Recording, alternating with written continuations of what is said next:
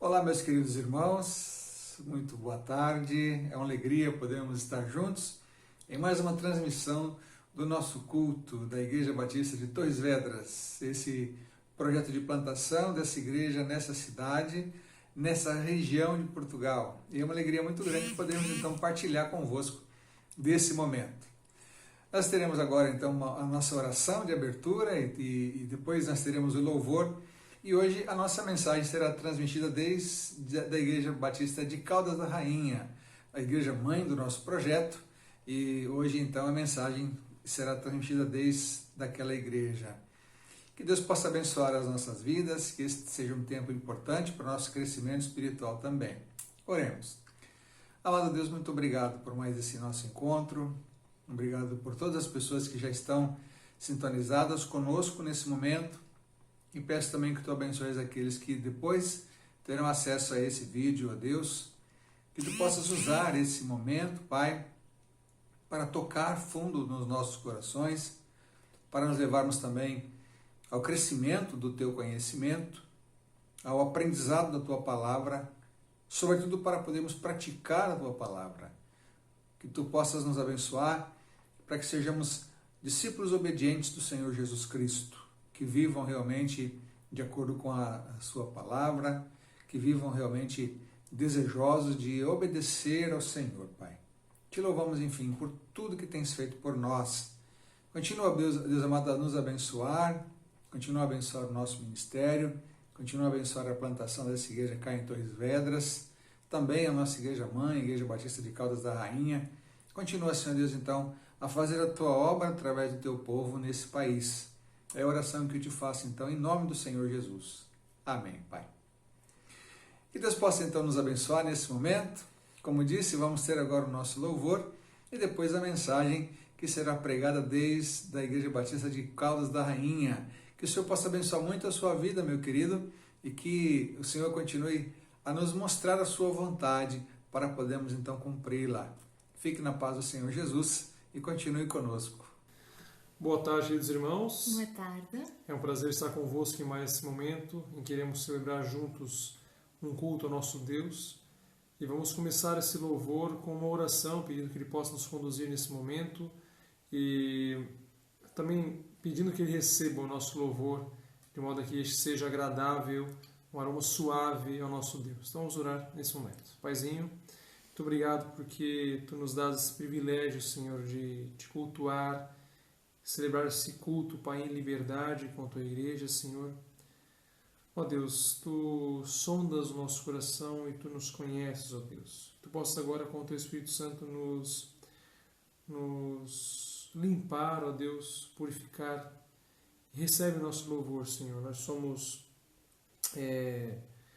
pecadores, ó Pai, mas que pelos méritos de Jesus entramos na Tua presença nesse momento com ações de graça, com louvor, ó Pai, com agradecimento por tudo que Tens feito em nossas vidas e pedindo também que nos conduz nesse momento, também não só de louvor, mas também de oração e da reflexão na Tua Palavra, de modo que possamos aprender mais de Ti, Senhor, e crescer espiritualmente, Pai. Recebe o nosso louvor e seja conosco, Pai, nesse dia, também no decorrer dessa semana que se inicia, e é o que nós pedimos e agradecemos no nome de Jesus. Amém.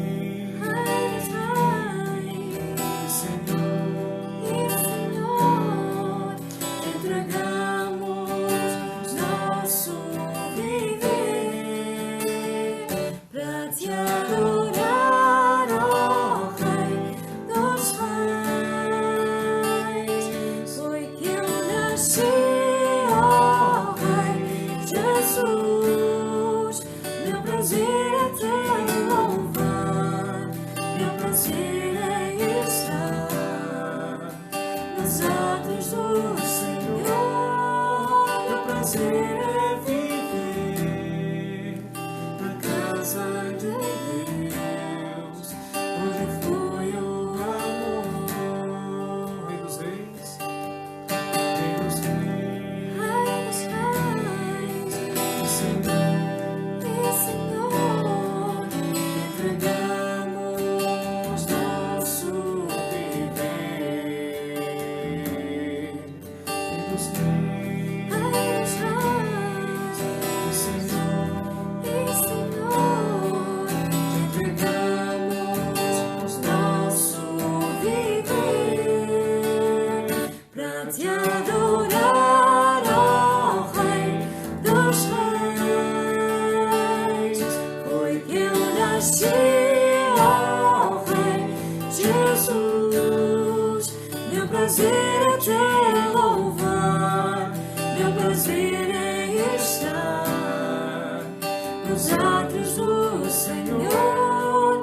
Meu prazer é viver na casa de Deus, onde flui o amor. Meu prazer é viver na casa de Deus, onde flui o amor.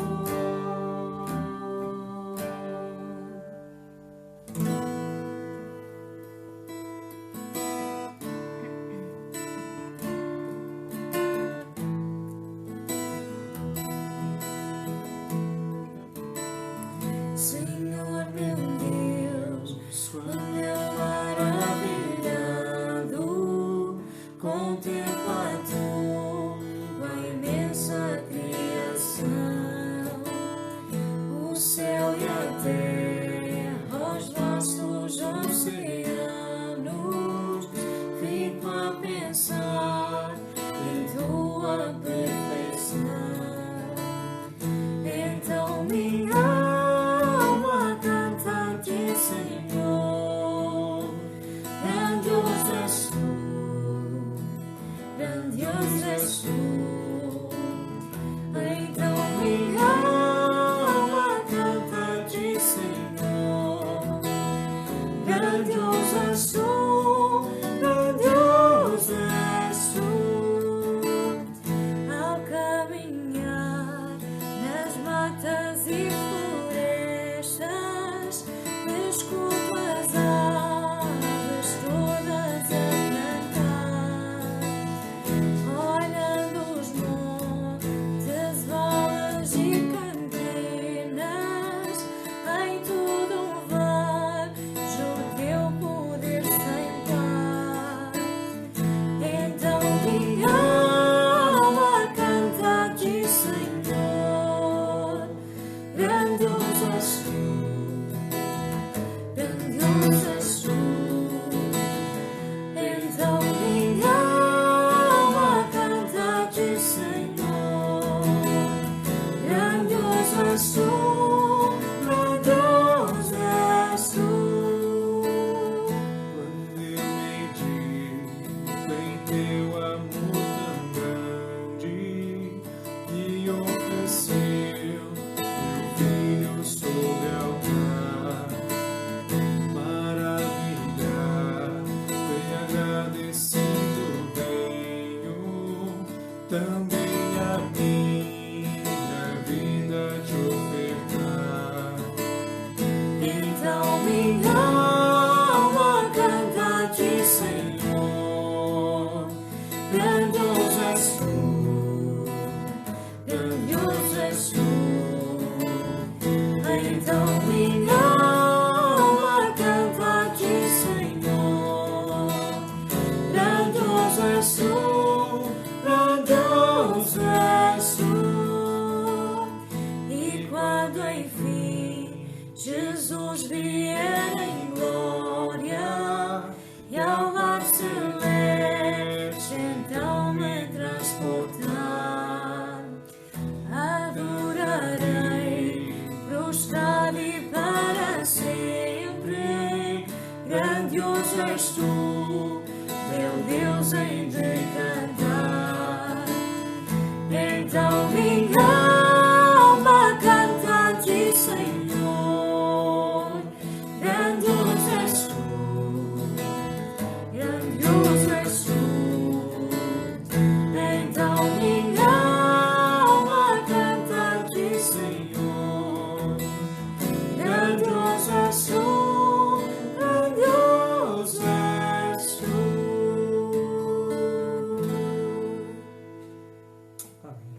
Deus abençoe a todos.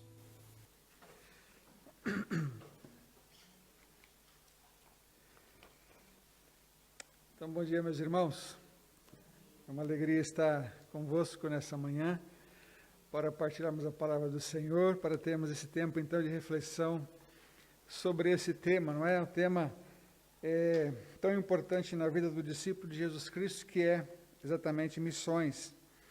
Eu quero usar o texto como o Daniel já anunciou, o texto de Mateus 28, de 16 a 20, que relata, então, os últimos momentos de Jesus com os seus discípulos, não é? Quando Marcos trata desse tema, ele já coloca na sequência do mandado de Jesus também a ascensão de Jesus. Mateus não põe a ascensão, mas sabemos que esse foi, então, o último momento de Jesus ali com os seus discípulos, quando ele dá essa importante... Então, Jesus reúne os seus discípulos num lugar que ele já havia determinado, e ali, então, dá as suas últimas instruções para aqueles que se tinham tornado seus discípulos. Eu quero ler, então, o texto. Mateus 28, de 16 a 20. Partiram, pois, os 11 discípulos para a Galileia, para o monte onde Jesus lhes designara. Quando o viram, o adoraram, mas alguns duvidaram. E aproximando-se, Jesus falou-lhes, dizendo: Foi-me dada toda a autoridade no céu e na terra.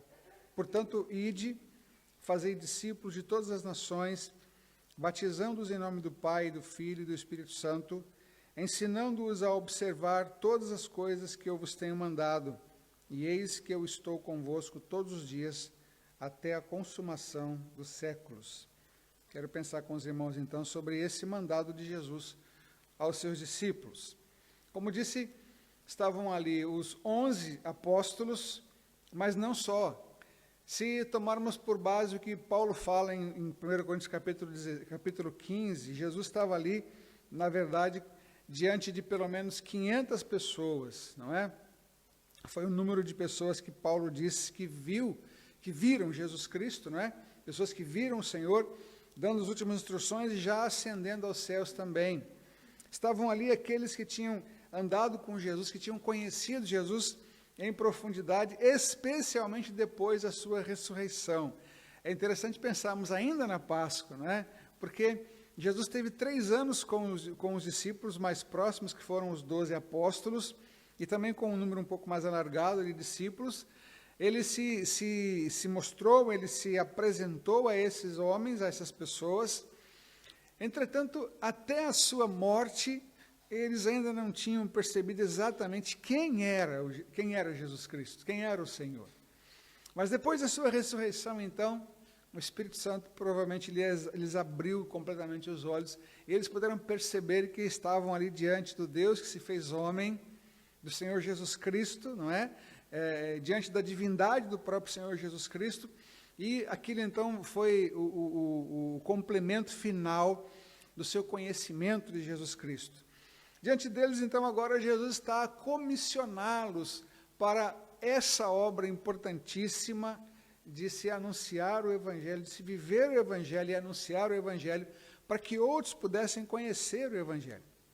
Eu penso que Jesus instruiu, ou ensinou, ou se apresentou a pessoas muito comuns, como nós, a pessoas que tinham os seus defeitos, tanto que Judas o traiu e Pedro o negou, Tomé desconfiou, e outros casos, enfim, que demonstram a fragilidade dessas pessoas. No entretanto, Jesus comissiona essas pessoas a darem continuidade ao seu trabalho, ao trabalho de expansão do Evangelho. E eu pergunto aos irmãos, será que eles conseguiram isso? Será que eles conseguiram? Será que a tarefa foi cumprida conforme Jesus queria que fosse? E a resposta é sim. Tanto que nós estamos aqui. Está desligado? Está ligado? Tanto que nós estamos aqui. E temos que dar continuidade ao que Jesus ordenou aqui nesse texto, não é? Então eu quero destacar com os irmãos 3 pontos aqui que encontramos nesse texto bíblico. Antes ainda do primeiro, eu quero enfatizar que Jesus diz àqueles discípulos que estavam ali a vê-lo, que a ele tinha sido dado todo o poder e toda a autoridade. Todo o poder e toda a autoridade pertencem a Jesus Cristo. E vejam que ele diz isso no contexto exatamente do anúncio do Evangelho. Então, quando nós anunciamos o Evangelho, nós o fazemos na autoridade, no poder de Jesus Cristo. Quando Jesus disse também aos seus discípulos que ficassem em Jerusalém, até que do alto fossem revestidos do poder do Espírito Santo, o poder ali também era para testemunhar do Senhor Jesus Cristo. Não era poder para fazer coisas espantosas, para promover quem supostamente fazia essas coisas, mas era o poder para testemunhar do Evangelho, testemunhar do Senhor Jesus Cristo, então. E Jesus, então, está nesse texto a transferir uma responsabilidade aos seus discípulos. Ele diz, portanto, ide, na minha versão aqui, não é? Muitas vezes nós destacamos mais a grande comissão encontrada aqui, mas é importante lembrar ou observar que Jesus está a mandar que aqueles discípulos fossem viver as suas vidas e, enquanto vivessem as suas vidas, testemunhassem do Evangelho. Há aqui a presença dos 11 apóstolos nesse grupo, que foram os responsáveis por liderarem a expansão naquele momento. Mas há a presença dos discípulos de maneira geral. Observem, não eram e não são inferiores àqueles que têm um chamado específico.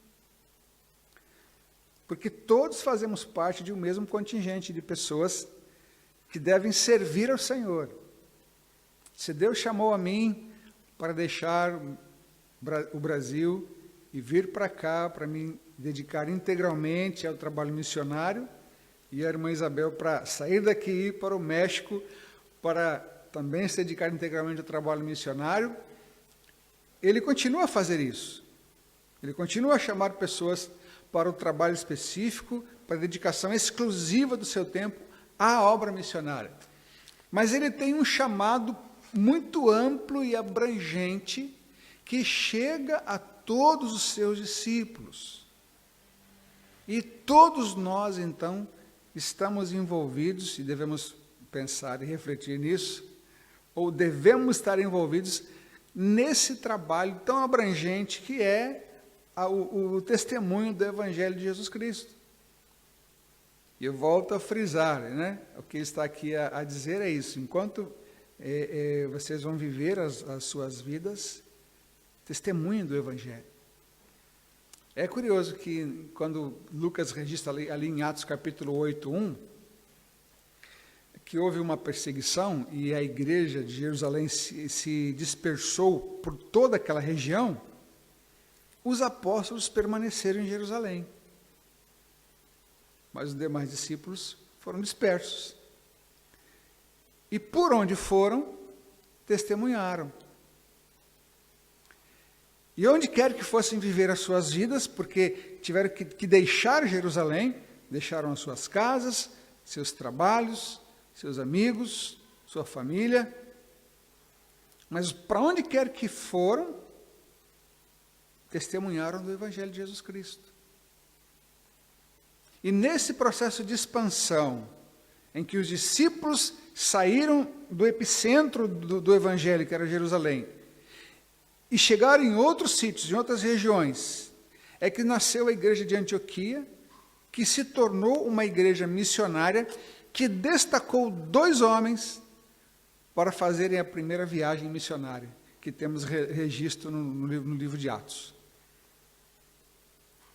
Mas é interessante também notar que foi nessa mesma cidade de Antioquia que os discípulos que estavam a viver as suas vidas e testemunhar, e enquanto isso testemunhavam do Evangelho, que foram chamados pela primeira vez de cristãos.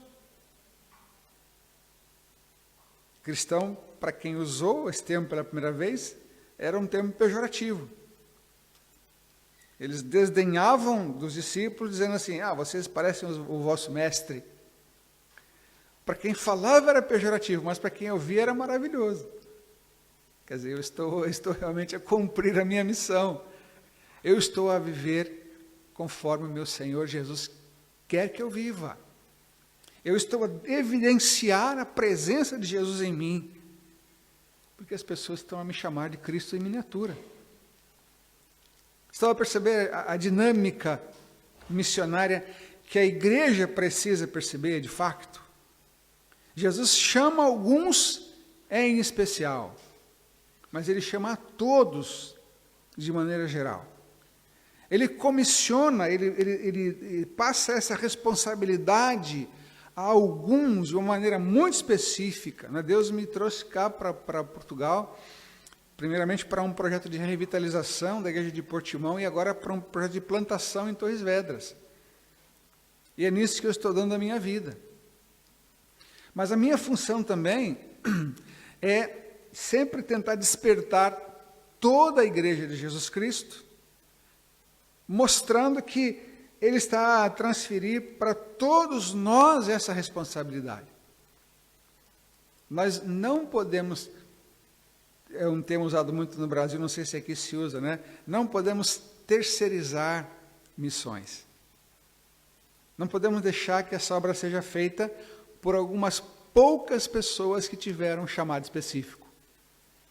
Mas todos nós somos responsáveis, porque Ele transferiu para nós essa responsabilidade. O segundo ponto também importante nesse texto é que Jesus estava a lembrar aqueles discípulos de uma realidade. Então, eles deveriam fazer discípulos porque já eram discípulos, e essa é a realidade. Tanto aqueles que estavam ali diante de Jesus Cristo, enquanto Ele ensinava e ascendia aos céus, eram discípulos, quanto nós também somos discípulos a partir do momento em que entregamos a Ele a nossa vida. Viver como discípulo de Jesus Cristo é, sem dúvida alguma, uma experiência incrível. É aquilo que John Stott chama de uma vida contracultural. É remar contra a maré. Eu sei que muitos adolescentes gostam de ter uma vida radical. Eu digo para vocês, não tem nada mais radical do que ser discípulo de Jesus Cristo. Não tem nada mais impactante na vida do que ser um discípulo de Jesus Cristo. Enquanto todos estão fazendo A, Jesus nos chama a fazer B. Enquanto todos estão a caminhar numa direção, Jesus nos aponta uma outra direção para caminhar. Enquanto todos estão a fazer aquilo que acham que dá alguma satisfação, Jesus e sua presença realmente nos satisfaz. Eu hoje tenho 55 anos, mas já tive 15. Já tive 18, como é óbvio, Se cheguei até aqui, passei por todas essas fases. Mas eu tive o meu encontro com Jesus Cristo aos 15 anos. E eu digo para vocês, não só para os adultos, mas para todos, enfim. A caminhada de um discípulo de Jesus Cristo é fantástica. E eu não tenho dúvida de que os outros irmãos concordarão comigo. A caminhada com Jesus Cristo é fantástica. Mas nós precisamos nos entender como discípulos de Jesus Cristo. E Ele nos ajuda nessa compreensão com o que diz em Lucas 9, 23, quando diz assim: em seguida dizia a todos, se alguém quer vir após mim, negue-se a si mesmo, tome cada dia a sua cruz e siga-me. Se quer seguir a Jesus Cristo, é o que ele diz, negue-se a si mesmo. Tome sua cruz ou assuma o caminho de cruz. Que foi o caminho de cruz? Foi o caminho da abnegação, foi o caminho da humildade, foi o caminho da obediência. Tome o caminho de cruz e siga Jesus Cristo. O chamado para o discipulado não é antropocêntrico, ou seja, o homem ou o eu no centro da minha vida, mas é cristocêntrico. Jesus Cristo no centro. É realmente permitir que Cristo tenha o comando das nossas vidas, é buscar fazer a vontade dele e não a nossa. Quando alguns pensam nisso, pode parecer um pouco assustador. Fazer a vontade de outra pessoa e não a minha? Fazer a vontade de Jesus e não a minha? Mas eu me conheço muito bem, eu sei o que eu quero. Aí nós pensamos assim, nós queremos coisas boas. Não queremos? Queremos. Nós queremos coisas agradáveis. Não queremos? Nós queremos coisas perfeitas. Queremos tudo isso. E aí então, Paulo nos diz lá em Romanos 12 que a vontade de Deus é boa, perfeita e agradável. É tudo de melhor para mim. Então, ser discípulo de Jesus Cristo é se submeter à vontade do Mestre. É entender que Ele tem um chamado para mim, Ele me comissionou para que eu viva a minha vida e testemunhe do seu Evangelho, permitindo que Ele me conduza, mesmo num tempo tão difícil, onde o espírito da nossa época tem influenciado, não é? Até mesmo o povo de Deus, dizendo que a pessoa precisa buscar a satisfação das suas vontades, dos seus instintos e do seu eu. Fazer o que quer. E há algumas frases assim muito, desculpa a expressão, muito malucas, né? Se você quer, então está certo, faça. Se é o que você ama, vá em frente, está tudo certo. E as pessoas acabam indo por esses caminhos, né? Ouvindo sugestões que vieram diretamente do inferno, para manter as pessoas no caminho do inferno. Isso muitas vezes vem e ressoa nos ouvidos daqueles que já estão com Jesus Cristo. Mas nós precisamos ouvir, o que precisamos ouvir são as palavras do Mestre.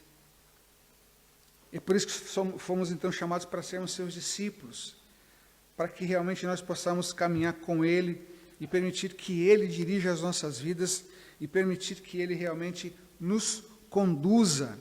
E uma vez que somos discípulos, então, nós precisamos reproduzir o caráter de Cristo e não o meu. Aliás, o meu caráter vai ser transformado, como é óbvio, não é? Mas eu preciso tentar reproduzir o caráter de Cristo naqueles que Deus permitir que eu alcance para Ele. Irmãos, nós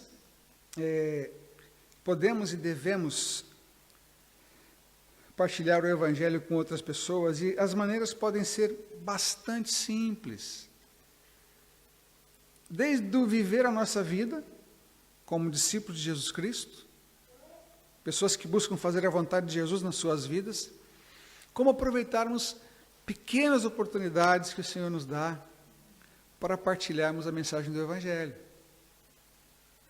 Assim como tentamos fazer agora pela Páscoa. Eu sei que os irmãos aqui foram também instruídos assim, nossos irmãos de Torres Vedras também foram, e também ofereceram para seus vizinhos e amigos coisas tão simples como um pacote de castanha de Páscoa, com uma carta de Páscoa, com a carta com a mensagem ali, com uma mensagem ali evangelística. E as pessoas receberam e agradeceram imenso. Às vezes a questão da evangelização pode assustar alguns, não é? Ora, se Jesus nos deu esse chamado, é porque Ele sabe que nós temos capacidade. Mas às vezes assusta algumas pessoas. Como vou fazer isso? Eu sou muito tímido, sou muito envergonhado. Mas coisas simples podem ser usadas, e Deus pode usar essas coisas simples para tocar corações, para abrir portas para que a mensagem do Evangelho seja partilhada. E por fim, aqui o terceiro ponto. Jesus está a frisar uma necessidade. Quando Ele fala, vão e façam discípulos e ensinem esses discípulos, ou ensinem essas pessoas. Ensinar o quê? Ensinar a obedecer o que Jesus ordenou. Ensinar a obedecer. Ser discípulo é ser obediente ao Senhor. Se eu vou permitir que Ele conduza a minha vida, eu preciso ser obediente a Ele. Jesus sabia, então, que o ensino, que o aprendizado, iria moldar a vida dos discípulos. Tanto que Ele empregou todo o seu tempo para ensinar aqueles homens, aquelas pessoas. Como já disse, Ele teve êxito nisso, porque o Espírito Santo estava a atuar na vida e na mente daquelas pessoas que estavam a receber esse ensino.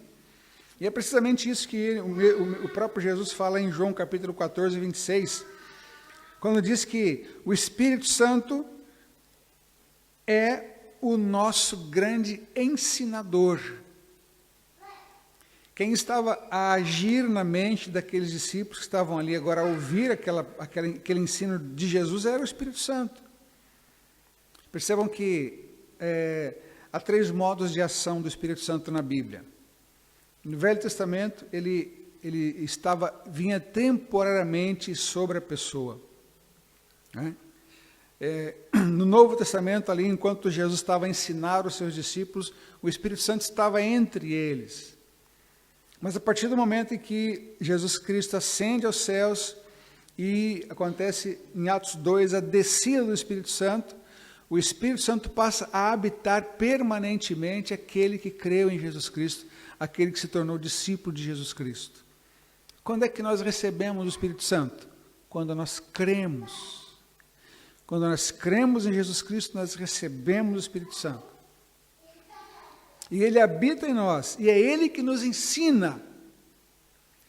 E também Jesus diz aos próprios discípulos, que é o Espírito Santo que os ajudaria a lembrar de tudo aquilo que Jesus tinha ensinado. Com licença, irmãos.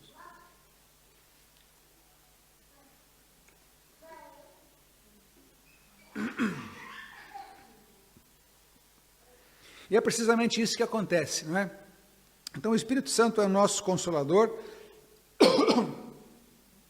Ele é o nosso ajudador, Ele produz em nós o seu fruto, tudo isso para nos capacitar para obedecermos ao mandado de Jesus Cristo.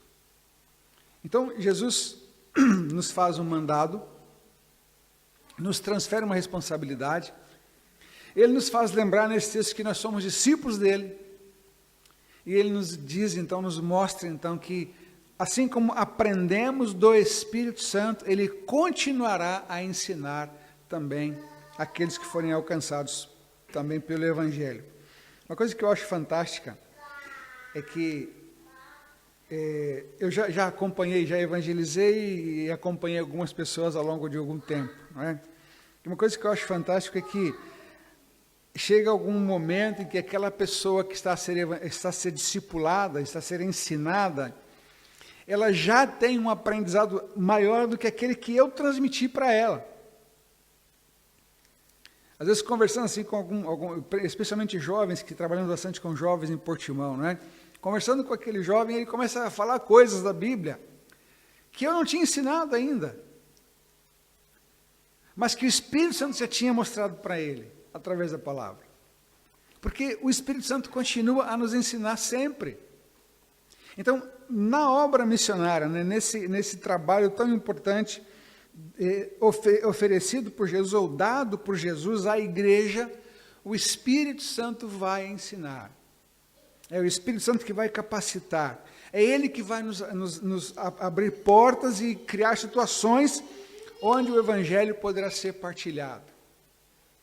À nossa volta, irmãos, há uma necessidade muito grande. Eu contei no primeiro culto e conto agora também. No Carnaval de 2020, fizemos um evangelismo lá em Torres Vedras. Por acaso a irmã Branca participou de um dos dias. E estávamos a distribuir um kitzinho com uma garrafa d'água e um cartão evangelístico. E um dos nossos irmãos ali, o irmão Leonesse, que é um brasileiro, entregou um kitzinho a um senhor que passava por nós e disse para ele alguma coisa de Jesus. Ele então se vira para ele e diz: olha, Jesus é para vocês lá no Brasil, cá para nós é Fátima. E eu achei aquilo muito, muito interessante e mesmo emblemático da situação que vivemos cá em Portugal. Jesus não é conhecido. Jesus é uma personagem bíblica que está abaixo de Fátima. Ele não é conhecido. As pessoas muitas vezes têm até um certo conhecimento bíblico, mas não ainda perceberam, ainda não, talvez foram ensinadas adequadamente sobre Jesus Cristo. E por isso continuam a necessitar que o Evangelho seja apresentado. Irmãos, observem a importância de ouvirmos esse mandado de Jesus e executarmos esse mandado de Jesus. Não esperarmos que outros façam, mas entendermos que cada um de nós é capaz de o fazer. Se Jesus disse, vivam suas vidas e testemunhem, é porque ele sabia que todos nós poderíamos fazer isso. Porque só o facto de vivermos a nossa vida como discípulos, dedicados ao Senhor, sendo dirigidos por Ele, isso já vai evidenciar a nossa transformação. E pode proporcionar, então, também a transformação em outras vidas. Portanto, para concluir, vivam a sua vida nova em Cristo como discípulos comprometidos, façam novos discípulos que se pareçam com Jesus e busquem a obra condutora e didática do Espírito Santo sobre as suas vidas. Esse foi o mandado, que possamos ouvi-lo, que possamos executá-lo, para que muitos cheguem ao conhecimento de Jesus Cristo, em nome dele mesmo. Amém.